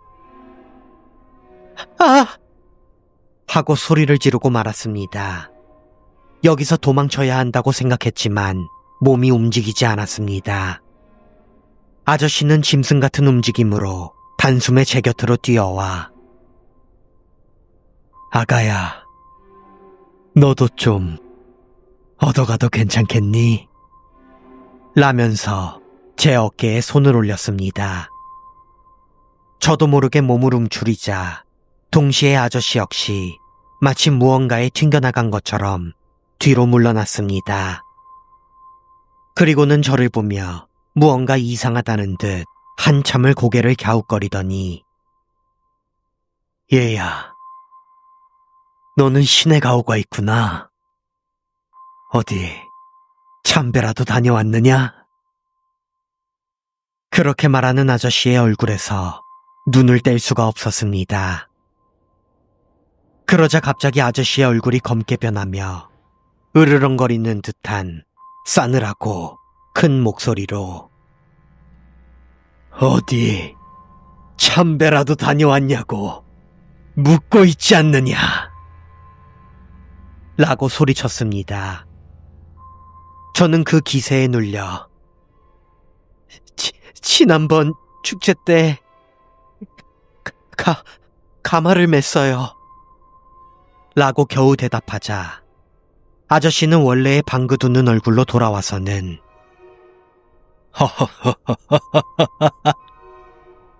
그런가, 가마를 맸구나.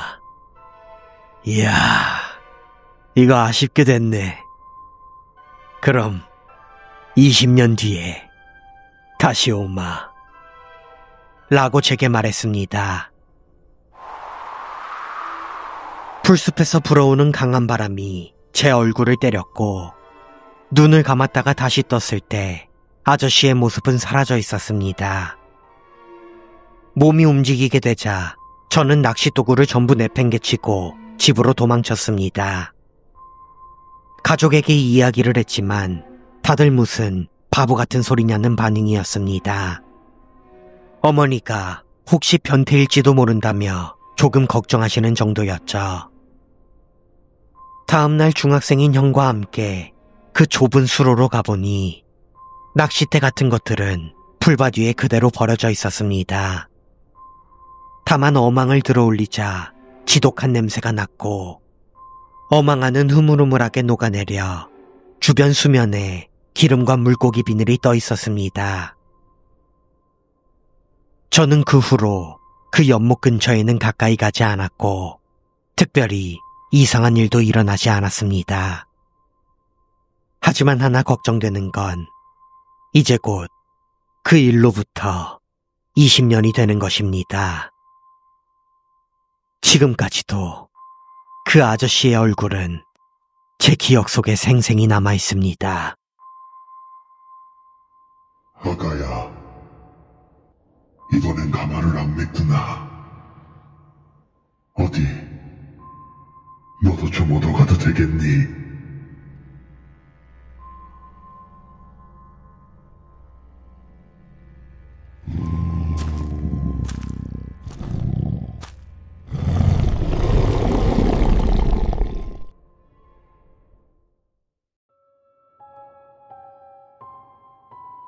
흐름과는 상관없이 그냥 이야기해드릴게요.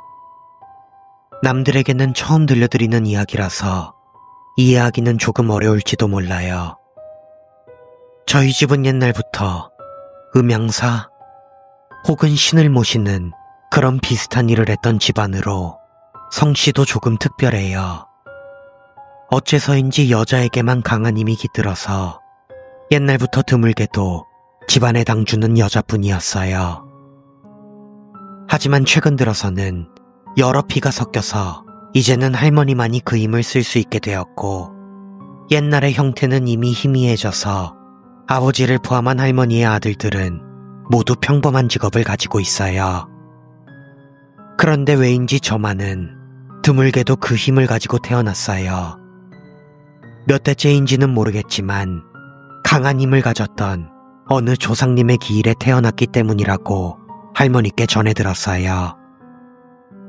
그러한 집안 사정과 저의 힘 때문에 어릴 때는 매일같이 무서운 일을 겪으며 살았어요.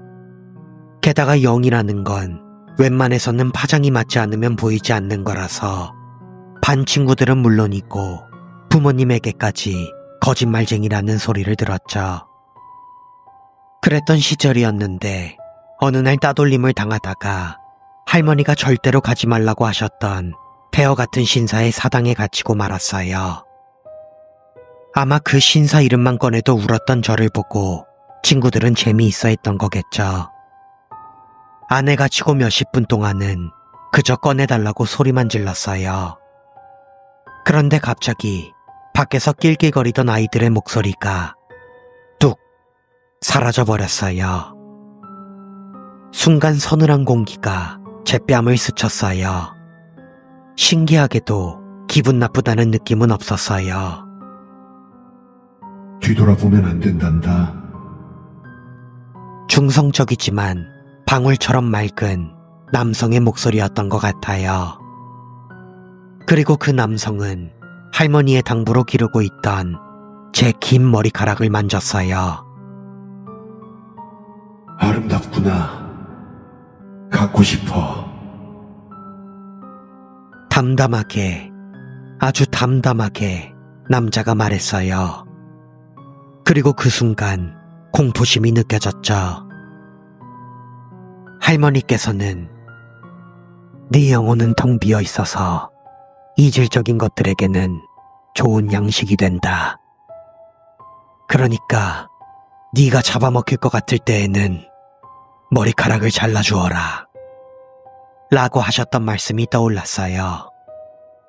갖고 싶어라는 말이 머릿속에서 몇 번이고 메아리처럼 울렸어요. 저는 떨리는 목소리로 등 뒤에 그에게 말을 걸었어요.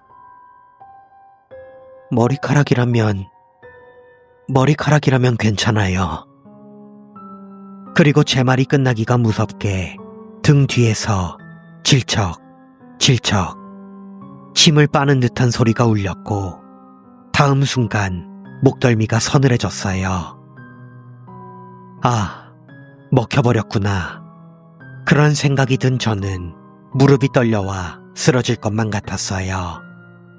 하지만 남성의 손인 듯한 무언가가 제 허리를 받쳐 천천히 바닥에 내려주었어요.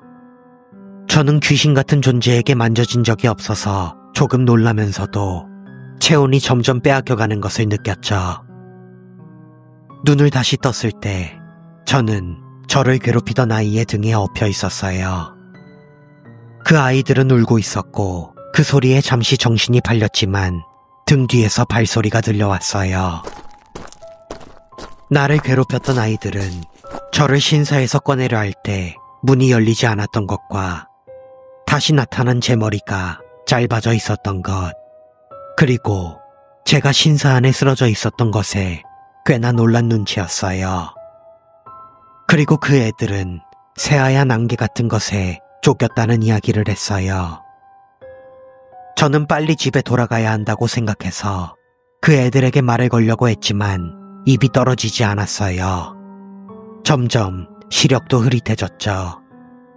청력만이 이상할 정도로 예민해져서 등 뒤에서 들려오는 발소리가 귓가에서 점점 더 커졌어요. 저는 있는 힘껏 저를 업고 있던 남자애를 때렸어요. 그리고 등에서 내려와 다른 아이의 팔을 붙잡고 전속력으로 달리기 시작했죠. 발소리는 점점 더 커졌어요. 직감적으로 내 시력이 완전히 사라지면 나도 죽고 이 아이들도 죽는다고 어린 나이에도 그런 공포가 느껴졌어요. 저는 할머니를 믿고 본가를 향해 그저 시골길을 달렸어요. 커다란 대문이 흐릿하게 보여요. 그리고 그 앞에는 할머니가 서 계셨죠. 왠지 할머니만은 아주 선명하게 보였어요. 안도감에 할머니를 향해 달려가려 했어요. 하지만 할머니는 도깨비 같은 형상으로 제 쪽을 보고 소리쳤죠. 네가 맨 마지막으로 들어오게 저 두 놈을 문 안으로 집어던져. 저는 너무나 무서워서 두 아이의 손을 놓고 등을 밀어 문 안으로 뛰어들었어요. 그리고 마지막으로 할머니가 들어왔어요. 안에는 저를 괴롭혔던 두 아이의 어머니가 소복을 입고 서 있었어요. 너 신사에 갔었구나. 할머니가 호통을 쳤어요. 시력도 목소리도 돌아오지 않아서 저는 물고기처럼 입만 뻐끔거릴 뿐이었죠. 할머니의 손끝이 제 입술에 닿더니 가슴팍에서 꺼낸 독특한 향이 나는 새빨간 연지가 입가에 발렸어요. 신기하게도 그때부터 목소리가 나왔어요. 변명 섞인 말을 늘어놓았지만 할머니는 전혀 들어주지 않으셨고 저는 저를 괴롭혔던 아이들을 포함해 온 식구들과 함께 경문이 빼곡히 붙은 방으로 따라 들어갔어요. 방금 우리를 쫓아온 것은 신이라는 것. 옛날에 유행했던 신사의 신이지만 마을에 기근이 들었을 때 산재물을 바친 것을 계기로 광기에 사로잡혀 버렸다는 것. 나는 그 신의 마음에 들어 그림자를 먹히고 있다는 것. 먹힌 것은 머리카락이 아니라 내가 태어날 때부터 지니고 있던 수호신이라는 것. 내 시력이 돌아오지 않는 것은 수호신이 사라졌기 때문이라는 것. 나는 수호신이 없었다면 3살 때 죽었을 아이였다는 것. 지금 말할 수 있는 것은 할머니의 힘 덕분이며 완전히 돌아온 것이 아니라는 것. 나를 괴롭혔던 아이들은 신이 들린 상태이며 신사의 신이 마음에 들어 하는 아이인 나를 괴롭혔기 때문에 저주를 받고 있다는 것을 할머니께 전해 들었어요. 그리고 마지막으로 저에게 신내림을 행하겠다고 하셨어요. 최악의 경우 아이들의 어머니들이 불려온 것은 자기 아들의 대역 제물이 되기 위해서였고요. 저도 저를 괴롭혔던 아이들도 우리가 저지른 일에 대해 후회하며 펑펑 울고 있었어요. 그리고 할머니는 저를 똑바로 보며 말했어요. 너를 대신할 사람은 없다. 너와 같은 영역을 가진 사람은 아무도 없어. 죽을지도 모른다. 아무리 날아도 신을 쫓아낼 수는 없어. 그러니까 네 안에 그놈을 내려버리는 거다. 알겠느냐? 네 마음이 사악한 것에 지지 않는다면 분명 괜찮을 게야. 나는 그것이 내 안으로 들어온다는 사실이 너무나 무서워서 울음이 터져 나왔어요. 하지만 할머니는 지금 이 상태로라면 할머니가 돌아가셨을 때 너는 잡아먹히고 말 거라고, 또 너에게 신을 내리지 않는다면 괴롭혔던 아이들도 위험하다고 했어요. 거기까지 듣자 고개를 끄덕이는 것 말고는 할 수 없었어요. 저와 할머니 단둘이서 문 밖으로 나가게 되었죠.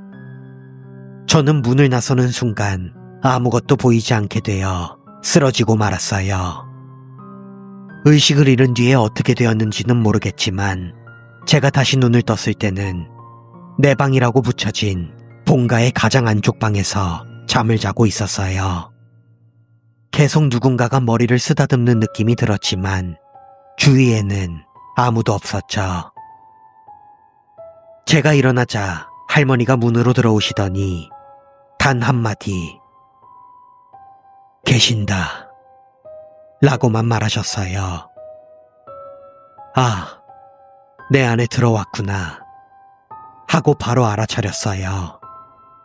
하지만 별다른 느낌은 없었죠. 그저 내 머리를 만져주던 건 그 남자였구나 하는 생각까지만 들었어요. 그 후 일주일 동안 저는 정화의식을 치렀고 밤이 되면 할머니가 잠들 때까지 곁에 있어 주셨어요. 그 일주일 동안 저는 매일 꿈을 꿨는데 그것이 그의 기억이었는지는 모르겠지만 산재물이 신사로 들어왔던 날, 사람을 먹어버렸던 날, 그날 그의 슬픔이 몇 번이고 저를 덮쳐왔어요. 단순한 꿈이었을지도 모르지만 그는 인간을 사랑했었구나 싶었고, 내가 머리카락을 주겠다고만 하지 않았더라면 순순히 나를 돌려보내주지 않았을까 하는 생각에 너무나 괴롭고 슬펐어요. 이것으로 제게 깃든 그에 대한 이야기는 끝입니다. 그 전에도 기이한 이야기들은 많았지만 그가 제게 내려온 후로는 그런 일이 많이 줄어들었어요. 지금 저는 고등학생이지만 언젠가 할머니의 뒤를 잇게 되지 않을까 그렇게 생각하고 있어요. 조금 난해한 이야기지만 끝까지 들어주셔서 정말 감사합니다.